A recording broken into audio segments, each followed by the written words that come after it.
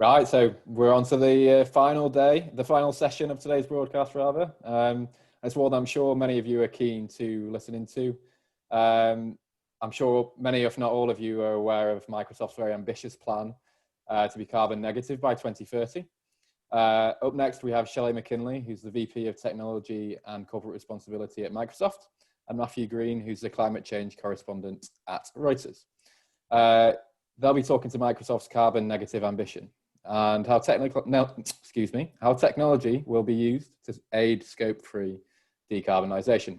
Plus, I'm sure much more. It's the final session of the day, and it's live. So please, again, do get your questions in and use the box to the right of the screen. So, without further ado, over to you, Matt. Shelley, thank you very much for joining us at Transform. A very warm welcome to you. It certainly seemed like a seismic announcement back in January, which of course now seems like another historical era.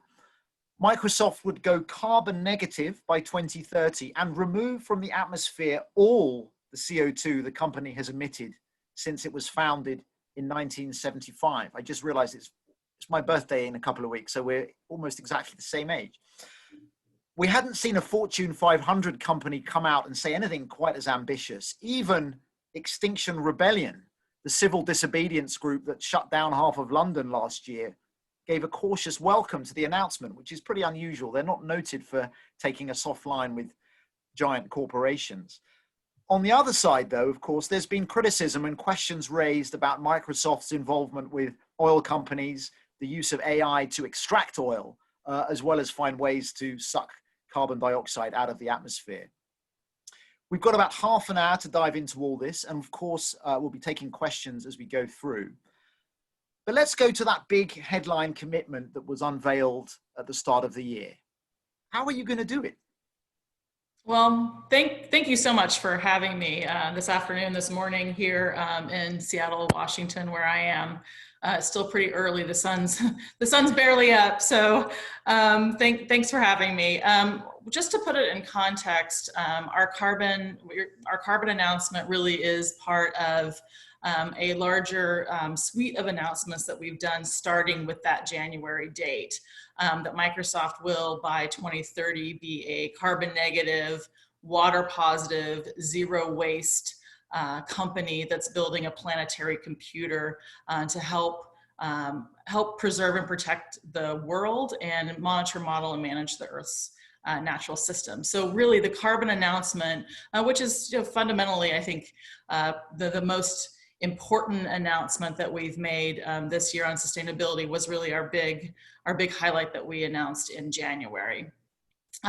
So when we think about how do we actually, do that, what does that really mean? What it means is that by 2030, we will reduce our emissions by half, and we'll remove everything else that we emit from the atmosphere and then some, and leading up to that 2050 removal of all of our historical emissions. And an important piece that we announced at the time is that we're shifting our portfolio from what has been a carbon avoidance portfolio to a carbon removal portfolio. And that is through initially starting off with those nature-based removals, things that are actually today ready and accessible, maybe not in the volume that we need them to be yet. But as we think about that long-term strategy of how technology can help with removal, we really start with our nature-based solutions. So that's what we've been working on since announcing our ambition, our real moonshot in January, is the execution of the first step. And we put out, we announced just a couple of months ago, we put out an RFP to remove a million metric tons from the atmosphere in 2021. And so we're working on that along with a whole lot of other things since making the announcement. I think we'll probably talk a little bit about, we have a Transform to Net Zero Coalition that's, I think, some of the folks that are participating in this conference. BSR is the secretariat of that, and the Natural Resources Defense Fund is our NGO grounding partner. So a lot to talk about on what we've been up to. So you mentioned that request for proposals, that RFP. How did that go? Did you get more than you anticipated? We were actually overwhelmed by not only the what we've been seeing coming in, but also simply just the response to it. One of the most important things that we know about the situation of the planet is if Microsoft itself is working on an ambition to be carbon negative, it's great for our own operational footprint, but ultimately what we need to do is make sure that everybody is working together and everybody participates and has options to deal with their emissions. And so one of the most interesting and important things I think from the RFP is that it sends a signal to the market on what's coming and gets people starting to work on these things. So not only Microsoft can benefit from the new removal credits that are coming online, but that everybody can start focusing on how we're going to drastically reduce and remove emissions from the atmosphere. As you were talking, it was hitting me I don't want to say irony, but there's almost a poetry or something notable in the idea that this giant technology company, so famous for making personal computers available, for these technological breakthroughs, is actually turning to nature in our moment of crisis to remove carbon. I mean, it's something as ubiquitous and obviously seemingly simple and yet incredibly complex as the natural world to harness as an ally in this struggle.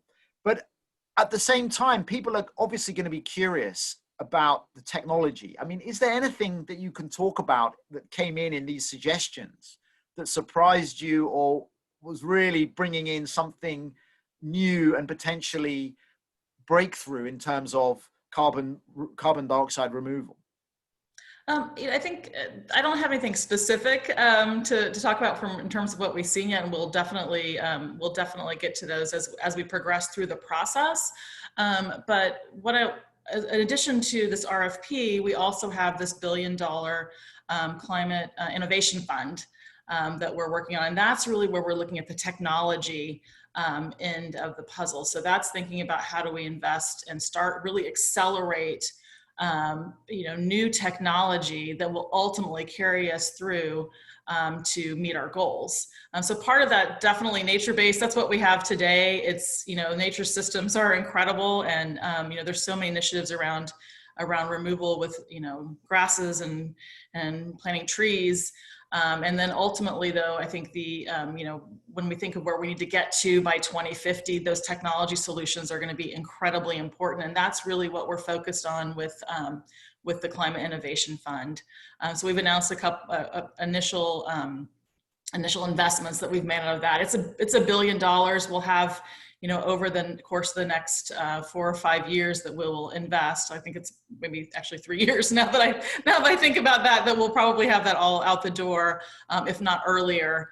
But that's where we'll also see just a ton of those technological innovations that are coming through. And we've as well been overwhelmed by the amount of interest in that.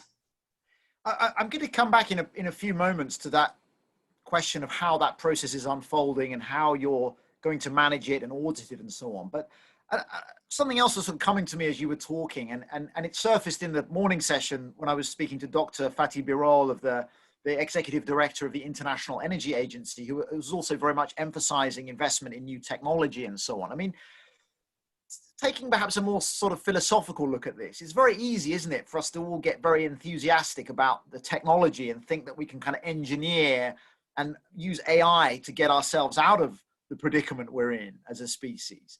Do you think there's a danger that by focusing too much on the technology, we're going to neglect to ask ourselves the bigger questions about how society needs to transform, perhaps how much we're consuming, other much bigger questions that new gadgets or apps or software isn't going to address? Yeah, well, you raise a really good and valid point. And that is why I think, in addition to looking at solutions for removal, it's very important that we're looking at solutions to reduce our emissions.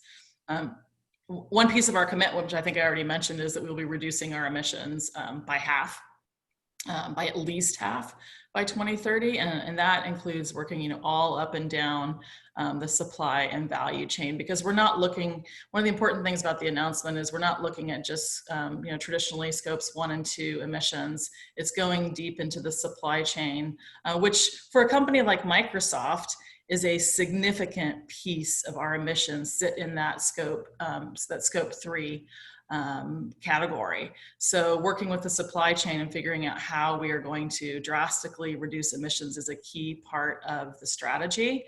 It's also has to be a key part of the strategy for the world. We can't just rely on technology and nature-based solutions to remove the carbon that needs to be removed from the atmosphere to have the chance to halt global warming at 1.5 degrees Celsius. And you mentioned scope 3, and you're absolutely right in that that's the kind of dilemma that a lot of companies are now starting to confront. I'm curious, how are you going to audit all this? You must have an incredibly complex supply chain to get to grips with. Mm-hmm. I wonder if you could give us how are you? Part of this isn't just the finding the low carbon solutions, isn't it? It's actually accounting for all this carbon and measuring progress. I wonder if you could share anything on your approach in that sense. Yeah, so the supply chain and the transparency has to underlie absolutely everything we do. Not only for ourselves so that we are held accountable to ourselves and by the public for the commitments that we make, but also so that we can advance the state of the art in carbon accounting and carbon transparency. What we found as we were going on this process is there's so many terms out there that people throw around, and there's so many ways of measuring things. One of the things that we're trying to do is really help bring some simplicity into how we talk about carbon. So we're starting about this with the same language. And that's what you see in sort of these coalitions that are popping up. The Transform to Net Zero coalition that we announced with BSR just a few weeks ago is focused on taking those best practices, handbooks, playbooks on how to do this, so that we're really all starting to talk about the same thing. There's a lot of work to be done in that piece. Yeah. Go ahead. Sorry, I was going to ask you about the Transform to Net Zero.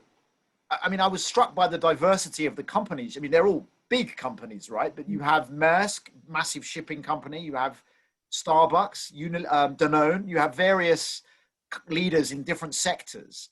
What's the goal of bringing all these big companies together in this way? The goal is that we can all work together to figure out how we can create best practices, playbooks that help the companies that are directly, founding members of the coalition get to net zero. But more importantly, beyond that we make all of this information and all these practices available publicly. So it's not only these, I think approximately 10 companies that get started, but really that we bring everyone in, so that knowledge is transferred and helps everyone transform more quickly, because we drastically need to accelerate.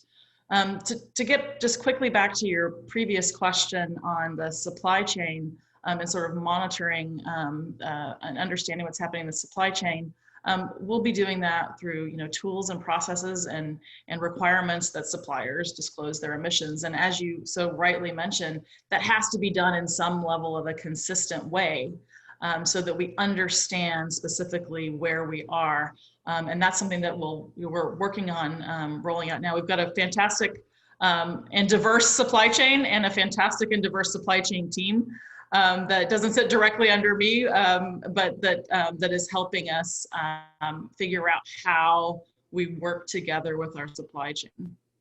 Yeah, we've actually just one of our first questions coming in was actually on that very issue of what are the key aspects in your plan to involve your various stakeholders, especially suppliers? And it sounds like engaging with them, having a dialogue, measuring, and if necessary, presumably dropping them if they're not delivering, right? That's correct, yeah. Yeah. But that's our point is we want to help bring suppliers along. Right. We want to ensure that they have the tools and processes and understanding. So it's not something you can turn on, January announcement that February suppliers can suddenly comply. with the reduction target. It's really about how do we work with our supply chain along the way to help bring them along so that they can transform their business. We need transformation in every segment of the economy to meet our goals as a planet. Another question on relevant to suppliers and scope 3 more generally is to what extent this endeavor that you're launching will be generating open source technology or best practice or templates that others can use. I mean, obviously, if somebody finds a magic bullet for removing CO2 at scale from the atmosphere, which we could all hope would happen, I mean, even if that was possible, if that was a proprietary technology, there could be kind of issues around that in terms of who gets to own it and who benefits from it. How are you going to make sure that all this innovation that you're sponsoring or catalyzing is actually serving the public interest as opposed to corporate interests? Mm-hmm. Well, I think that the focus we've had is on how do we make as much as we possibly can open and available from the work that we're directly working on. So things that we're doing through Transform to Net Zero, all of our kind of internal best practices, things that we're working on, we share, with our partners, with our customers, and generally as well with the world. Calculators that will go on GitHub and be available through open source, things like that will be readily available for everyone to use. Our purpose here really is to ensure that everyone can benefit. Yeah, and this is one of the dilemmas, isn't it, of this field that's emerging so rapidly. There are so many initiatives, so many measurements, so many advisories springing up. It is actually incredibly confusing for a lot of companies as to how to approach this. There's a good question that's just come up into the chat here, asking if you're working with any existing third-party certification schemes to start to decarbonize your supply chain. Yeah, so we don't want to go out and invent a whole bunch of new calculation methods. What we'd like to do is get behind what are the kind of key methods that everyone can use. So in terms of creating something totally new, if there's not a need to create something new, then we don't want to create something new. We want to get behind some standardization is the kind of the goal that we're shooting at here, not to kind of create something entirely new. That said, I think as we move forward and understand, kind of get a real base of where we all are and what we're all measuring, particularly through working with this coalition and just working with others, we'll get a good sense of that. So I don't have anything to really report out on today in terms of what is a specific new thing we're doing or the specific things we'll be getting behind. But what I can say is what you've hit on is absolutely right. It is confusing to understand where we all are if we're not speaking the same language and we're not all getting behind the same kind of set of standards that are good and solid standards. Yeah, well, we had another question, which I think you addressed, about how much of this will be open source. It sounds like quite a lot will be open source, and the idea is to diffuse these new approaches or technologies throughout the whole ecosystem as far as possible, from what I'm gathering. So thanks for that question, and we love questions, so do send any more our way. I'm going to ask you to pivot now to the kind of slightly more shall we say, controversial side of the ledger. Microsoft's come in for quite a lot of criticism, even in the wake of the announcement, from Greenpeace in particular, who published a big report essentially saying Microsoft has more contracts with oil and gas companies than any of the other big tech giants, and is using AI essentially to get as much oil and gas out of the ground as possible. Or help these companies to do that, which would seem to kind of almost fly directly counter to the goal of reducing and removing CO2. So what do you say to those critics of the company who are saying, well, why don't you just pull back from helping big oil and gas companies to pump more of this stuff out of the ground? Well, I would start off by saying that In order to get to the future state that we need to get to, we need radical transformation across all sectors of the economy, and that includes the energy sector. What we know today is that certainly historically, growth has been measured by, has tracked very closely with energy being created. And so what we need to do is decouple our growth from our carbon emissions. And so when you look at just sort of working with energy companies, we continue to work with energy companies to help them move to the future of a decarbonized world. I think you saw that in the announcements that we put out over the course of the last couple of weeks with a couple of large energy companies, BP and That was Shell and BP, Shelley, right? Yeah. Yeah. And so that the focus of those partnerships is on helping those customers transform to a future that many of them also see, which is a decarbonized future. Well, although there is a dilemma, isn't there? I mean, Shell and BP, although a lot of people will still maintain they're not doing nearly enough to align themselves with Paris or the Paris Agreement, they have made commitments to decarbonize. They've set net zero targets. I mean, BP's come out and said oil demand is about to peak and we're cutting production by 40%.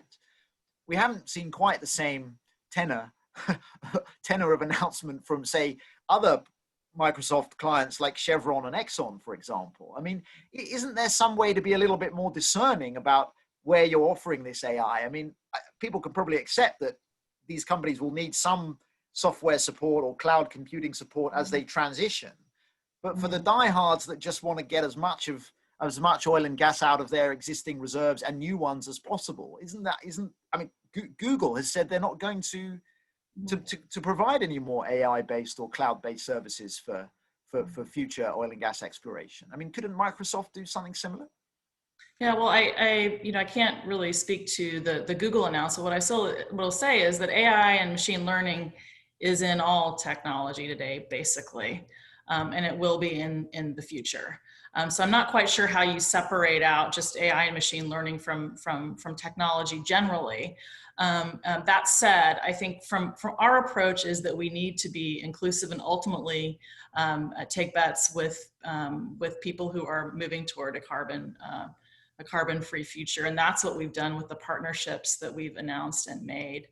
I think we can't just not help some sectors of the economy transform, and that is what we're focused on.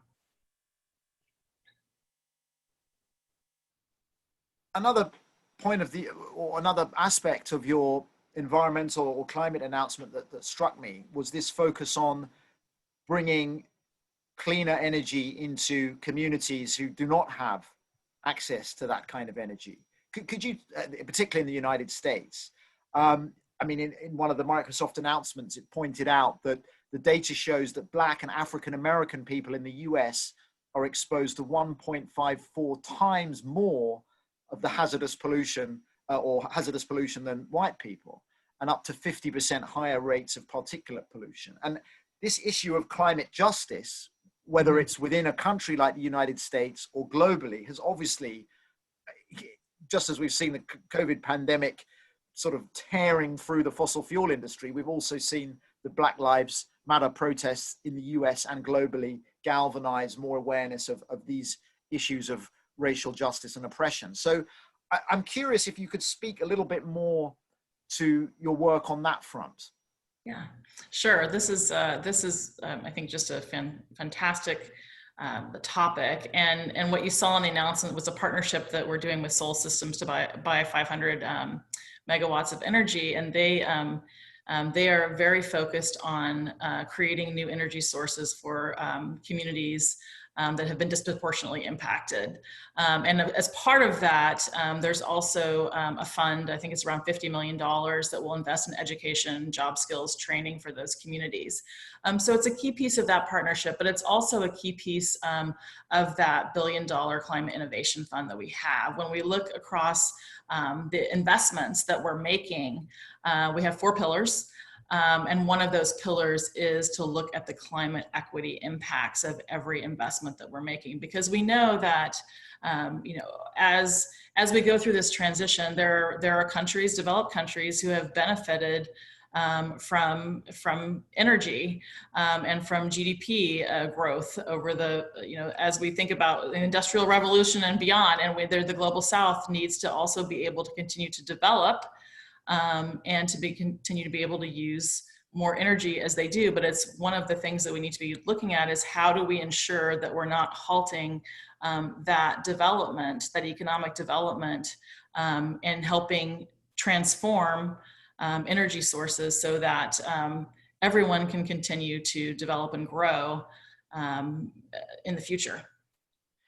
These are big questions, aren't they, that companies are starting to have to think about, aren't they? I mean, what struck me is how these issues around climate justice, oppression, even in the context of the Me Too movement rising to the surface in recent years, all of these suppressed forms of oppression or exploitation that have been kind of kept sort of under the surface are now bursting through in ways that make them absolutely impossible to ignore.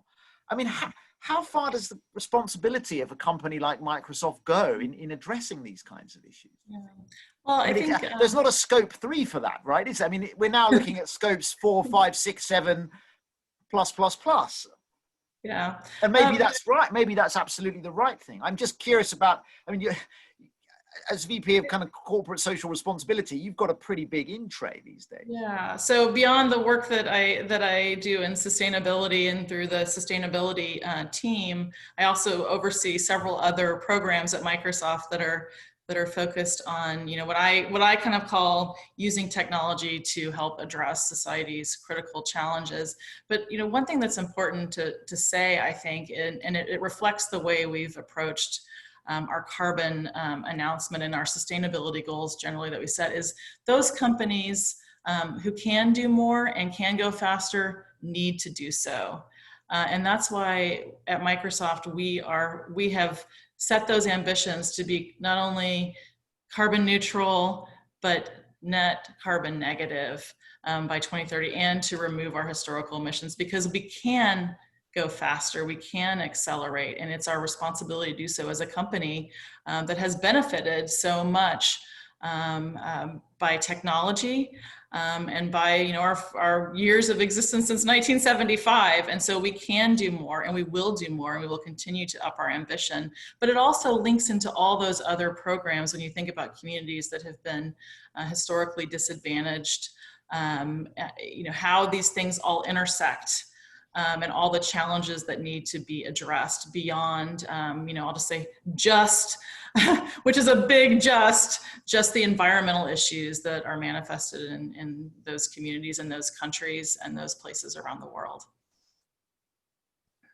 Yeah. And on that, I mean, I know we just have a couple of minutes left now. Not to ask you too unfair a question at the end, but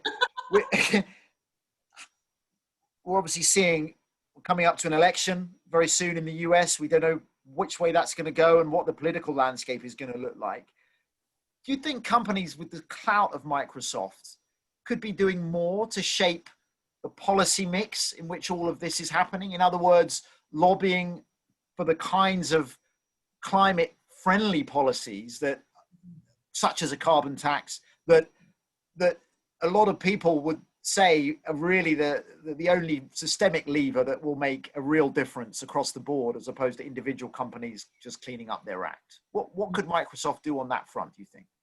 So to your question, every company can always do more. That definitely is true. On the policy front, our commitment is that we are advocating for policies to help meet our decarbonization goals. And that actually does and has included setting a price on carbon. There was a bill in Washington State approximately 18 months ago that we got behind to set a carbon tax. We also have, I think you're aware, an internal carbon tax that we charge our business groups. So yeah. Definitely companies can and should get behind policies to help us reach a decarbonized future. Yeah. And companies like Microsoft obviously set the tone in a way, and others can potentially move more into alignment. Although I have to look One of into the most that Washington proposal. I have a feeling that some of your customers may have been on the other side of that debate, but maybe that's one for us to address during another conversation.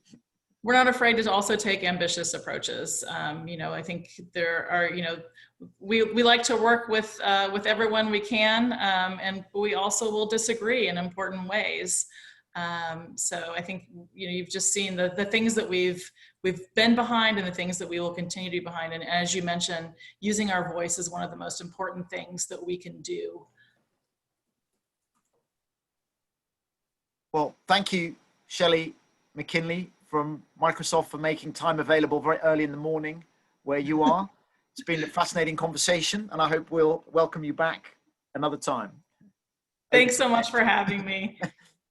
Thank you, Shelley. Thank you, Matthew, as well, for moderating the last discussion of the day. So yeah, that's it for today. I hope you've enjoyed today, found it very interesting, very insightful discussions that we've had. If you've missed anything, everything's been uploaded onto the On-Demand Hub now, and should be up there momentarily, so you can go look back at any of the sessions that have taken place and any of the conversations that you may have missed.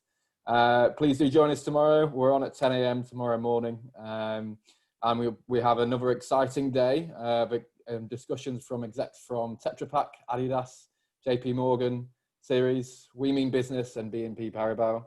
And lastly as well, don't keep this to yourself. Please do share the logins with your colleagues and peers, and share the discussions with as many people as possible, so we can get the word out about the discussions that are taking place over these next couple of days and help push towards a sustainable and resilient recovery. That's all from me. That's all from the team. Thank you everyone for listening, and look forward to seeing you all tomorrow.